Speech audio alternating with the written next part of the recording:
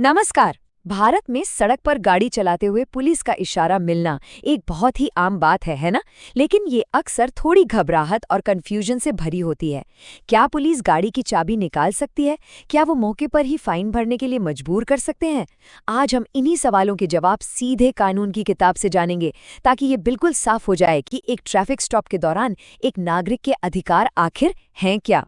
तो चलिए सबसे पहले और सबसे बुनियादी सवाल से शुरू करते हैं। क्या पुलिस के पास किसी की गाड़ी रोकने का कानूनी अधिकार है? तो इसका जवाब है हाँ, लेकिन ये अधिकार अनलिमिटेड नहीं है। आइए समझते हैं कि ये अधिकार उन्हें मिलता कहाँ से है। आज हम 4 मुख्य बातों पर फोकस करेंगे। सबसे पहले, पुलिस की शक्तियाँ क्या हैं? फिर रोके जाने पर एक नागरिक के अधिकार क्या हैं? इसके बाद गाड़ी की तलाशी और उसे जब्त करने के नियम क्या कहते हैं? और आखिर में अगर कुछ गलत बर्ताव होता है तो उसके खिलाफ क्या उपाय हैं? सबसे पहले तो ये समझना जरूरी है कि पुलिस की कोई भी कार्रवाई मनमानी नहीं होती।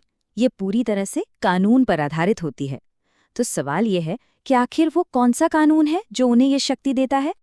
तो देखिए, पुलिस को ये अधिकार मिलता है मोटर व्हीकल एक्ट 1988 से। खास तौर पर इसकी धारा 129 और 132 पुलिस को ये पावर देती हैं कि वो किसी भी गाड़ी को जांच के लिए रोक सकते हैं। और इसका मकसद बिल्कुल साफ है, सड़क पर व्यवस्था और सुरक्षा बनाए रखना। लेकिन इसका मतलब ये नहीं कि पुलिस किसी को भी बेवजह रोक सकती है।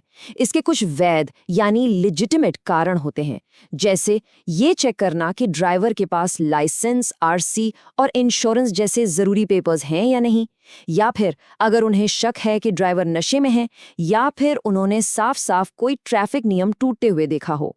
ठीक है, तो ये तो हुई पुलिस के अधिकार की बात।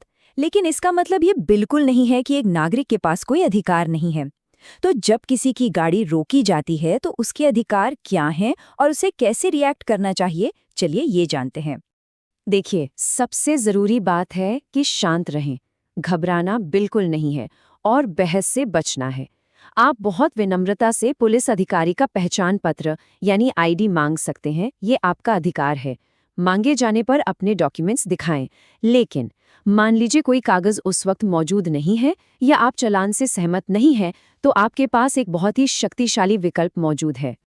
और ये विकल्प है कोर्ट चालान का। ये एक ऐसा अधिकार है जिसके बारे में सच कहूं तो बहुत कम लोगों को पता होता है, लेकिन ये ट्रैफिक स्टॉप के दौरान बेहद काम आ सकता है। इससे होता क्या है, मौके पर जुर्माना भरने का जो दबाव होता है उससे बचा जा सकता है और मामला सड़क की बहस से निकलकर एक फॉर्मल कानूनी प्रक्रिया में चला जाता है। तो ये कोर्ट चालान है क्या आखिर? इसका सीधा सा मतलब है कि मौके पर ही फाइन भरने की जरूरत नहीं है। अगर चालान किसी डॉक्यूमेंट के ना होने पर काटा जा रहा है, तो कोर्ट चालान बनवाने पर उस डॉक्यूमेंट को पेश करने के लिए 15 दिन का समय मिल जाता है। इस दौरान मजिस्ट्रेट के सामने वो कागज दिखाकर मामले को सुलझाया जा सकता है। अच्छा, डॉक्यूमेंट्स की जांच के अलावा कभी-कभी कुछ ज्यादा सीरियस सिचुएशन भी आ सकती हैं, जैसे कि गाड़ी की तलाशी लेना या उसे जब्त कर लेना। इन मामलों में भी पुलिस की शक्तियों की साफ सीमाएं और नियम हैं। अब सवाल ये उठता है कि क्या पुलिस जब मन चाहे किसी भी गाड़ी की तलाशी ले सकती है, या इसके लिए भी कुछ नियम कायदे हैं? ये एक ऐसा एरिया है जहां अक्सर लोगों को कन्फ्यूजन रहता है। देखिए, कानून के हिसाब से पुलिस को गाड़ी की तलाशी लेने के लिए आमतौर पर एक वारंट की जरूरत होती है। वो बिना किसी ठोस वजह के मनमाने ढंग से तलाशी नहीं ले सकते। हाँ, अगर पुलिस के पास ये मानने का कोई पक्का ठोस कारण है कि गाड़ी में कोई गैर कानूनी सामान है, तो वो बिना वारंट के भी तलाशी ले सकते हैं। लेकिन यहाँ सबसे जरूरी शब्द है ठोस कारण। चलिए अब बात करते हैं एक बहुत ही आम स्थिति की, ड्रंक ड्राइविंग या नशे में गाड़ी चलाने की जांच। इसके लिए कानून क्या कहता है?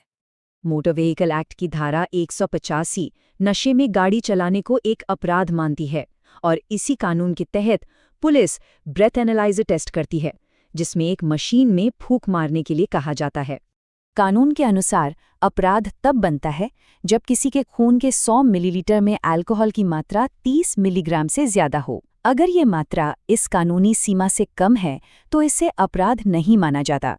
ये एक बेहद जरूरी जानकारी है जो हर ड्राइवर को पता होनी चाहिए। कुछ खास परिस्थितियों में पुलिस को गाड़ी जब्त करने का भी अधिकार है, जैसा कि मोटर व्हीकल एक्ट की धारा 207 में बताया गया है। ऐसा तब हो सकता है जब गाड़ी के डॉक्यूमेंट्स पूरे न हो, या उस गाड़ी का इस्तेमाल किसी क्राइम में किया गया हो, या फिर अगर गाड़ी चलाने के लिए बिल्कुल अनसेफ हालत में हो। और अब आते हैं सबसे सशक्त, सबसे एम्पावरिंग हिस्से पर। अगर किसी को लगता है कि ट्रैफिक स्टॉप के दौरान पुलिस ने उसके साथ दुर्व्यवहार किया है, तो उसके पास न्याय पाने के रास्ते मौजूद हैं। सबसे महत्वपूर्ण बात यह है कि दुर्व्यवहार की स्थिति में कोई भी असहाय नहीं है। कानून इसके खिलाफ आवाज उठाने और शिकायत करने के लिए एक औपचारिक प्रक्रिया देता है। तो इसके लिए कुछ ठोस कदम उठाए जा सकते हैं। अगर सुरक्षित महसूस हो तो पूरी घटना को मोबाइल पर रिकॉर्ड किया जा सकता है। इसकी शिकायत स्थानीय एसपी जैसे सीनियर पुलिस अधिकारियों से की जा सकती है। इसके अलावा स्टेट या नेशनल ह्यूमन राइट्स कमीशन में भी सीधे शिकायत दर्ज कराई जा सकती है। और हाँ, अगर कोई रिश्वत मांगता है तो एंटी करप्शन ब्यूरो से संपर्क किया जा सकता है। तो आखिर में सबसे जरूरी बात यही है कि कानून को जानना और समझना ये अपने आप में ही सबसे बड़ा अधिकार है। ये ज्ञान न सिर्फ हमें हमारे कर्तव्यों के बारे में जागरूक करता है, बल्कि हमें आत्मविश्वास भी देता है। और यही समझ पुलिस और नागरिकों दोनों के बीच एक बेहतर और सम्मानजनक संवाद बनाने में मदद करती है।